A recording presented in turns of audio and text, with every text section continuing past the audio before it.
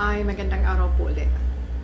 Saldi ko, mukhang ang dami-dami mo na yatang sinasabi sa video. Mas maganda yata yung mga sinasabi mo ay sabihin mo sa investigasyon. Or dito, sa Pilipinas, humarap ka, umuwi ka. Dapat umuwi ka para humarap ka. At saka, mukhang walang maniniwala sa'yo na wala kang nakuha sa mga insertions o na ikaw pang tumanggap ng pera, hinatid mo sa sinong hinahatiran mo ng pera, sa Pangulo o sino pa, mukha yatang walang maniniwala doon, no?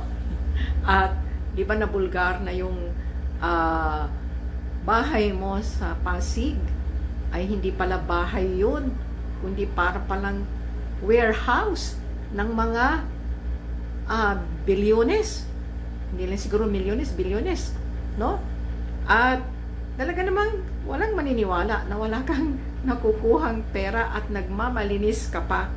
Bakit hindi ka na lang gumaya sa iba na aminin mo ang ginawa mo na hindi maganda, hindi tama, at di ba ganun mukhang mas mapapagaan pa ang kaso.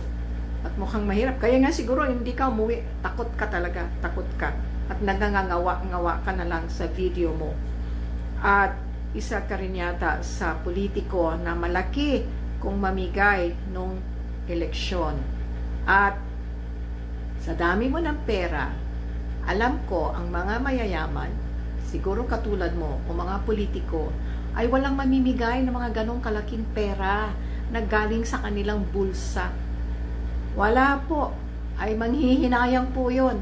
At ang mga ipamimigay nila ay galing sa korupsyon. Yun lang. At sana ay itigil mo na yung mga sinasabi mong panloloko, saldi ko.